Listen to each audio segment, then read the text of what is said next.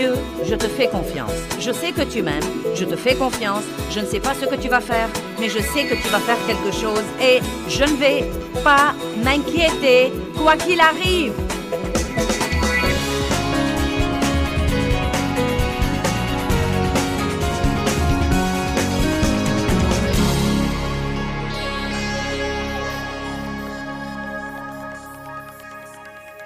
Père, nous te rendons grâce pour la parole aujourd'hui et je prie que les vies des gens changent.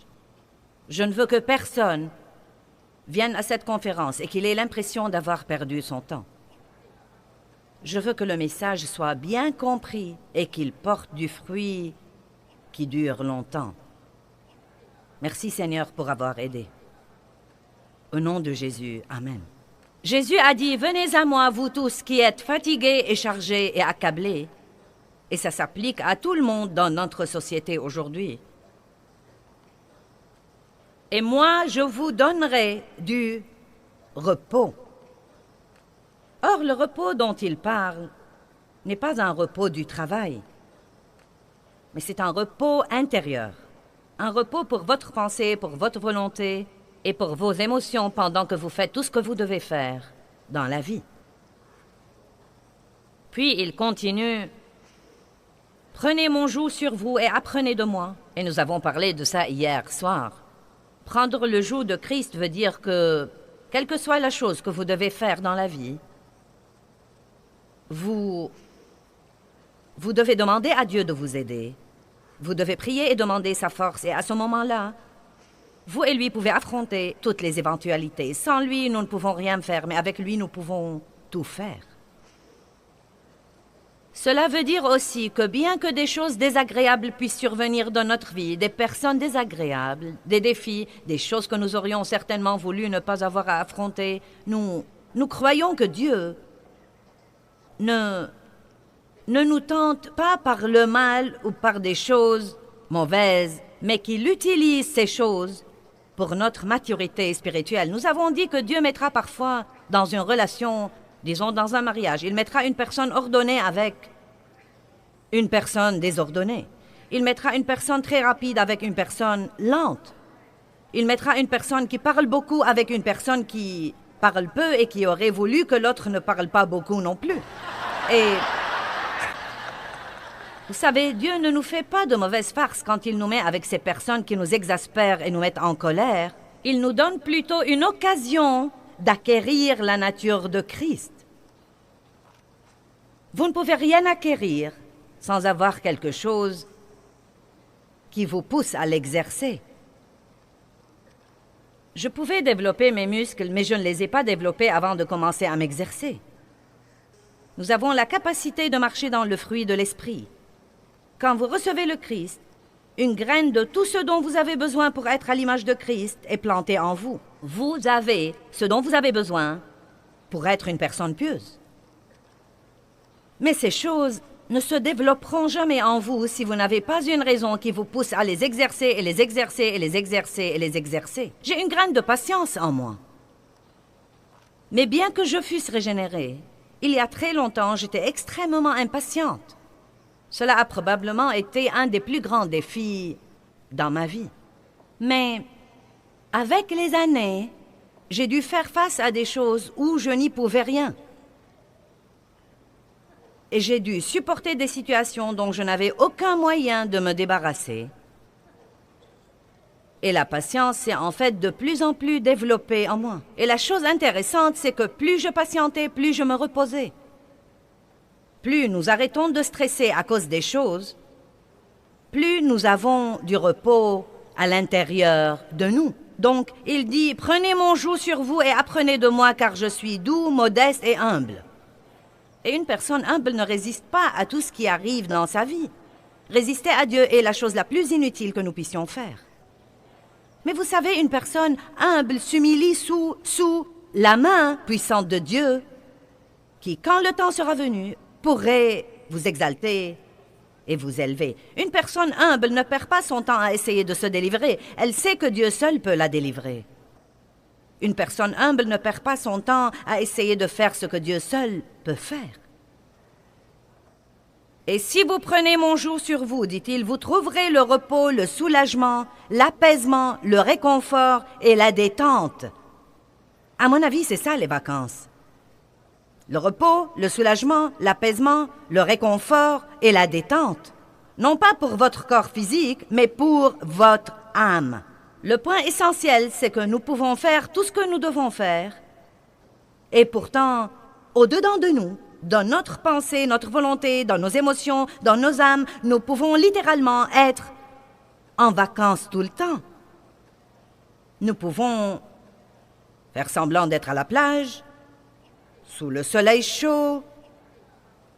Nous nous amusons, nous nous éventons, nous sirotons un jus de coco ou vous savez, n'importe quoi d'autre. Et waouh, vous savez, si la brise fraîchit, nous avons une petite couverture là. Nous pouvons nous couvrir, donc je peux gérer ce ministère en vacances. Vous pouvez élever vos enfants en vacances. Vous pouvez gérer vos affaires en vacances. Vous pouvez vivre dans le monde aujourd'hui et survivre et avoir la paix et la joie pendant que votre âme est en vacances. Amen. Cela ne veut pas dire ne rien faire du tout. Cela veut dire en fait que vous pouvez faire davantage. C'est incroyable ce que nous pourrons faire si nous ne sommes pas stressés tout le temps, car ceci anéantit notre force et notre énergie. Aujourd'hui, mon message est intitulé « Rien n'est hors du contrôle de Dieu ». Mais je veux en réalité vous enseigner un petit mot de la Bible, de 4 lettres, que l'on trouve un peu partout dans la Bible. En fait, ce mot se répète 5675 fois suivant la traduction que vous utilisez. Et ce mot est un peu partout dans la Bible et il change complètement le contexte des versets. Et pourtant, je me risque à dire que la plupart d'entre nous n'y prêtent guère attention. Et ce petit mot dont nous allons parler aujourd'hui est « tout ». Maintenant, que veut dire tout? Eh bien, tout veut dire tout. Cela veut dire que rien n'est exclu. Il n'y a rien en dehors de tout. Tout nous prend à l'infini. C'est interminable. Quand je dis tout, où se termine tout? Le mot « tout » est sans fin. Il englobe tout dans la vie. Il n'exclut rien. Jusqu'où va le mot « tout » ? Eh bien, il y a tant d'endroits dans la Bible où le mot « tout » est mentionné. Et pourtant, je crois que parfois nous lisons le verset et nous ne prêtons pas attention au mot « tout ». Et vous savez quoi? Je suis occupée à encercler tous les « tout » de ma Bible. Et je leur prête attention, comme ce verset que je vous ai lu ce matin. Il pardonne toutes tes iniquités, il guérit toutes tes maladies et tes infirmités. Et j'aime ce que la Bible amplifiée dit du mot « tout », tout sans exception. Il n'y a rien d'exclu. Ce n'est pas que Dieu guérit une maladie, mais qu'il ne peut pas guérir une autre parce que c'est trop dur pour lui. Ce n'est pas qu'il pardonne certains de vos péchés, mais pas d'autres, ou qu'il ne peut pardonner que quelques péchés, mais pas les péchés qui sont vraiment mauvais. Tout, tout, tout, tout. Jésus est le Seigneur de tout. Il est notre Dieu tout-puissant, notre Sauveur à la grâce suffisante. Toutes les bénédictions viennent de lui. Il est tout ce dont nous avons besoin. J'espère que vous ne lasserez pas de m'entendre répéter le mot « tout » aujourd'hui, car vous l'entendrez, je ne sais pas, peut-être 1000 fois dans la prochaine heure. Vous savez, nous disons fréquemment ces choses. Jésus est le Seigneur de tous.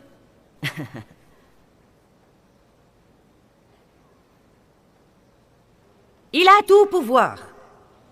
Il pardonne tous mes péchés. Mais je me risque à dire que nous ne croyons vraiment pas ça. D'une manière ou d'une autre, nous ne comprenons pas que ça inclut tout. Le mot « tout » ne laisse rien hors du contrôle de Dieu. Par exemple, Jean 21, 17 dit « Seigneur, tu sais toutes choses. » Oh. Cela veut dire qu'il sait la mauvaise attitude que vous avez adoptée ce matin avant de venir ici. Cela veut dire qu'il sait comment vous avez agi hier soir en essayant de sortir du parking.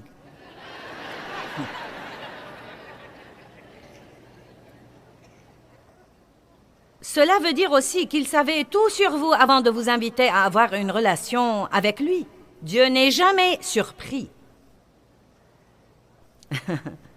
Il ne dit jamais « Ah, je ne m'attendais pas à ça ».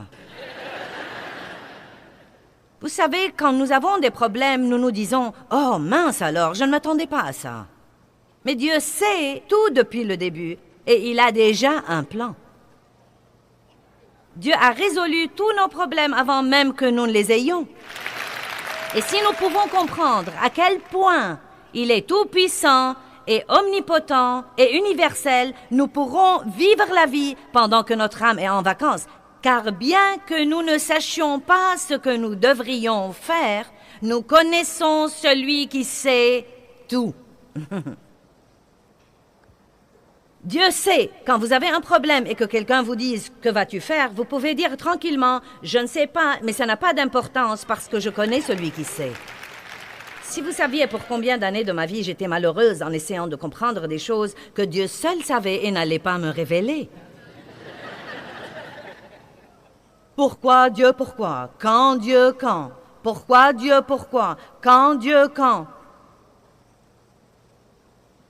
Dieu sait tout et il fera ce qu'il voudra, quand il voudra. Et il ne nous dit pas beaucoup de choses, car si nous croyons que nous savons tout, nous ne nous fierons pas à lui. Il veut que nous nous fions à lui, même quand nous ne comprenons pas. Il veut que nous ayons confiance en lui quand les choses n'ont aucun sens. Il veut que nous ayons confiance en lui quand tout semble si injuste. Il veut que nous ayons confiance en lui quand notre douleur est insupportable. Il veut nous entendre dire une chose: Dieu, je te fais confiance. Je sais que tu m'aimes, je te fais confiance. Je ne sais pas ce que tu vas faire, mais je sais que tu vas faire quelque chose et je ne vais pas m'inquiéter quoi qu'il arrive.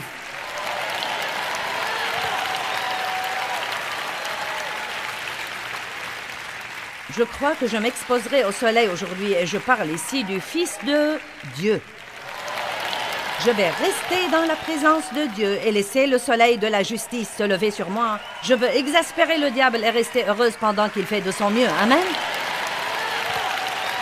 Laissez-moi vous poser une question. Votre façon de vous y prendre avec vos problèmes les résout?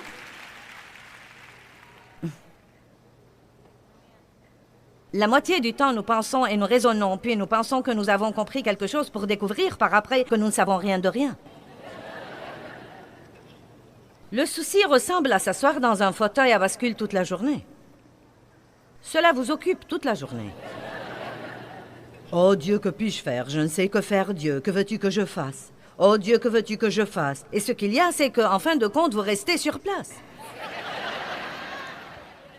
Vous vous êtes occupé, mais vous n'avez pas progressé. La seule chose qui pourrait nous empêcher de nous inquiéter, c'est de nous inquiéter assez longtemps jusqu'à ce que nous ayons finalement la révélation. Ça ne sert à rien. Quand j'enseigne les gens, je n'aime pas dire « ne faites pas ceci et cela ». J'aime essayer de vous enseigner comment. Vous savez, un moyen dont vous pouvez appliquer ces messages. J'ai pensé à cette histoire de s'inquiéter et Dieu, que puis-je dire aux gens pour qu'ils ne s'inquiètent plus? Et je crois que la plupart du temps, vous devez vous inquiéter assez longtemps jusqu'à ce que vous en ayez assez et que vous vous rendiez finalement compte, ça ne s'avance en rien ni avance les autres et je ne vais plus le faire.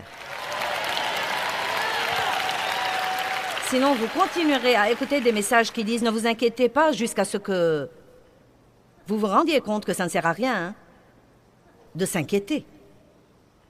Allons à Matthieu 28, 18. Je vais essayer de vous parler de ce que je considère être les tout les plus importants de la Bible. Et celui-ci se rapporte à la puissance de Dieu et à la puissance qui est à notre disposition comme croyants en Jésus-Christ. C'est vraiment étonnant ce que le diable veut que nous ayons une mentalité de faiblesse. Je ne peux pas faire ça, je ne peux pas le faire. C'est trop pour moi. Oh non, je ne suis pas prêt pour ça. Oh, je ne peux pas le faire. Oh non, je ne sais pas comment faire ça. Mais nous sommes équipés de la même puissance qui a ressuscité le Christ d'entre les morts. Le saviez-vous? Allez, je ne veux pas être sermonneuse aujourd'hui. Je veux que vous me compreniez. Nous sommes équipés. Vous avez...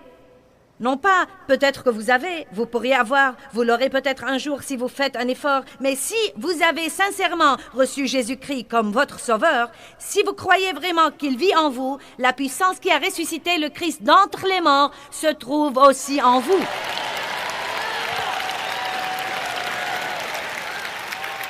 Oubliez donc les « je ne peux pas » et les « mais ». Eh bien, vous savez, eh bien, mais. Eh bien, mais je sais, mais. Eh bien, vous savez, je sais, mais. Eh bien, je ne peux pas, je ne peux pas, je ne peux pas.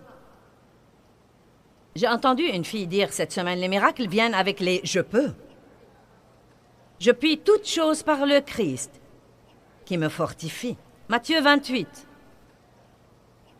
Et Jésus, s'approchant, leur parla, disant, « Tout pouvoir, toute autorité, dans le ciel et sur la terre, m'ont été donnés. Allez donc et faites des disciples de toutes les nations, les baptisant au nom du Père et du Fils et du Saint-Esprit, leur enseignant à garder toutes les choses que je vous ai commandées. Et voici, je suis avec vous tous les jours, jusqu'à la fin du monde. » Dieu, je ne sens vraiment pas ta présence.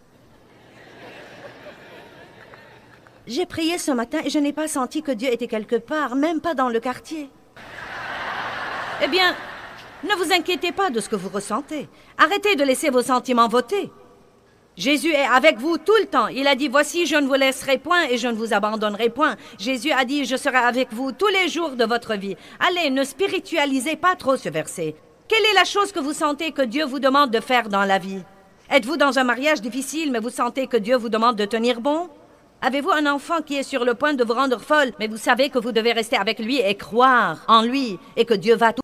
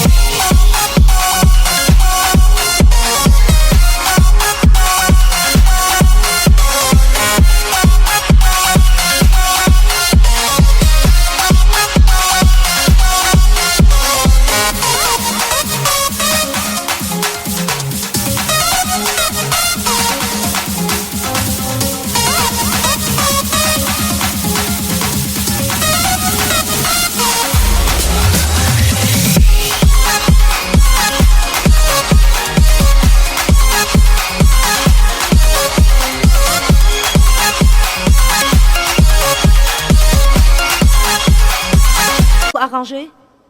Avez-vous fait beaucoup d'erreurs dans le passé et des choses que vous n'auriez pas dû faire? Et maintenant, vous avez beaucoup de dettes et vous avez dans votre vie beaucoup de désordre à arranger et vous sentez souvent que c'est trop accablant pour y toucher. Et vous essayez depuis 5 ans déjà et vous sentez que vous n'avez fait aucun progrès. Vous savez quoi? Quelle que soit la chose que vous devez faire, que ce soit gérer un ministère mondial, ou rouler dans le trafic, ou élever vos enfants, ou faire face à une situation difficile, ou des beaux-parents avec qui vous devez vous entendre, ou ne pas avoir un bon logis. Tout pouvoir lui a été donné dans le ciel et sur la terre. Par conséquent, vous pouvez donc faire ce qu'il vous a demandé de faire. Vous n'êtes pas très content et je ne vais pas arrêter avant que nous soyez vraiment contents.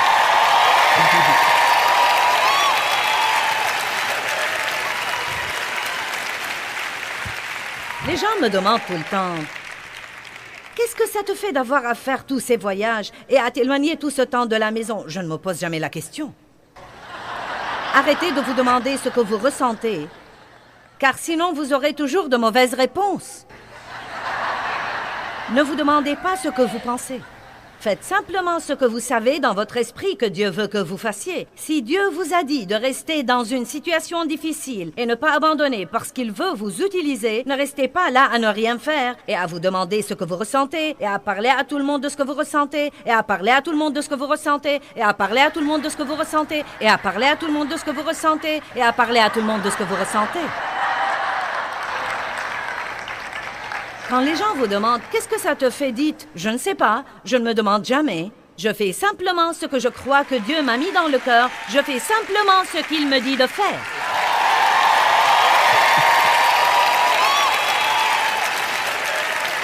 Si votre âme est en vacances, elle n'a pas le droit de ressentir quoi que ce soit.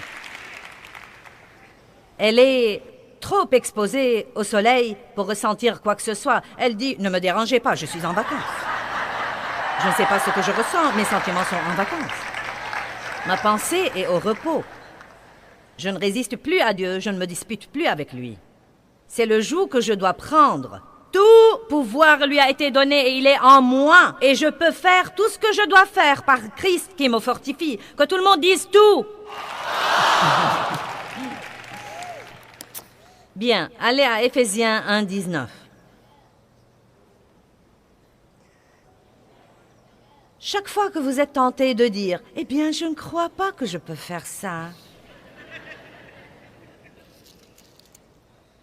rappelez-vous tout le pouvoir dans le ciel et sur la terre, toute la puissance, la même puissance qui a ressuscité Christ d'entre les morts, et si elle demeure en moi, elle ressuscitera mon corps mortel qui a 65 ans. Allez, vous n'avez pas d'excuse pour ne rien faire. J'aurais voulu faire quelque chose pour Dieu, mais j'ai des enfants à élever. Ce qu'il y a, c'est que vous devez faire quelque chose. Vous devez faire quelque chose qui porte vraiment du bon fruit dans la vie de quelqu'un d'autre. Vous devez toujours aider les autres. Verset 19. Paul a prié pour l'Église, j'aime ça. Il dit, pour que vous sachiez et compreniez, nous avons beaucoup de dons, mais nous ne savons pas que nous les avons. Si vous ne savez pas que vous les avez, vous ne pouvez pas les utiliser. Pour que vous sachiez et compreniez quelle est la grandeur infinie, illimitée, exceptionnelle de sa puissance en nous et pour nous qui croyons.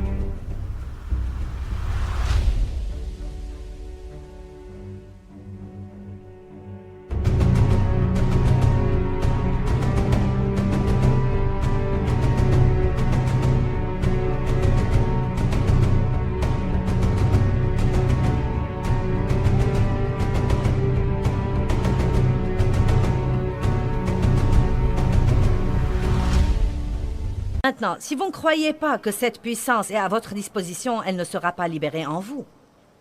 Je vais répéter, si vous ne croyez pas que cette puissance est à votre disposition, elle ne sera pas libérée en vous. Tout ce que Dieu veut nous donner est libéré dans notre vie. Il a déjà été acheté et payé par le sang de Christ, mais il est libéré dans notre vie par la foi. Nous devons vraiment croire ce que dit la parole de Dieu. Et là encore, vous devez croire ce que dit Dieu plus que ce que disent vos sentiments, ce que dit votre pensée, ce que dit votre expérience et ce que disent vos amis. Verset 20. Qu'il a déployé en Christ en le ressuscitant des morts et en le faisant asseoir à sa droite dans les lieux célestes, au-dessus de toute domination, de toute autorité, de toute puissance, de toute dignité et de tout nom qui se peut nommer, au-dessus de tout titre qui peut être conféré non seulement dans le siècle présent et le monde présent, mais encore dans le siècle et le monde à venir. Il a mis toutes choses sous ses pieds. Vous dites, eh bien, oui, mais c'est le Christ, c'est sous ses pieds. Eh bien, nous sommes son corps. Il est la tête et nous sommes son corps. Donc, si toutes choses sont sous ses pieds, elles sont sous nos pieds. Il a tout mis sous ses pieds et il l'a donné pour chef universel et suprême à l'Église, une direction exercée dans toute l'Église, qui est son corps, la plénitude de celui, maintenant comprenez, qui remplit tout en tous, car dans ce corps vit la plénitude de celui qui accomplit tout et qui remplit tout de lui-même. Je ne sais pas ce que vous en pensez, mais je sais dans mon fort intérieur que Dieu est ici aujourd'hui. Et il n'y a nulle part où j'irai aujourd'hui où il ne sera pas là déjà. Et il n'y a nulle part où j'ai été où il n'a pas déjà été. Et il n'y a rien que je puisse faire ou penser ou dire qu'il ne sait pas déjà. Il n'est jamais surpris. Il sait tout. Il peut tout faire. Il est avec moi tout le temps. Il a tout le pouvoir, toute la connaissance. Et nous voilà.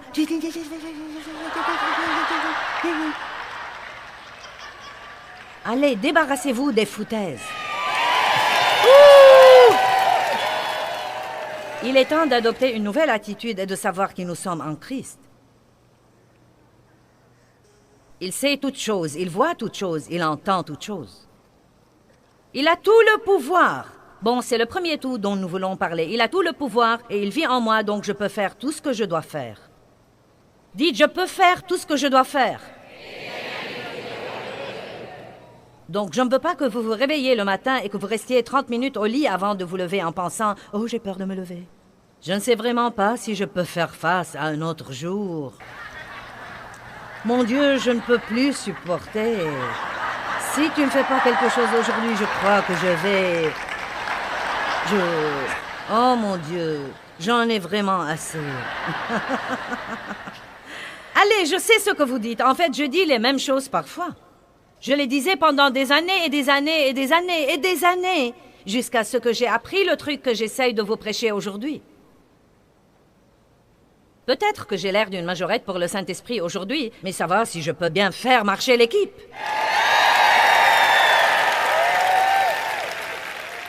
Maintenant, combien de nos péchés nous a-t-il pardonnés? J'aime ça. Ésaïe 38, 17 dit... Écoutez bien, tu as jeté tous mes péchés derrière ton dos.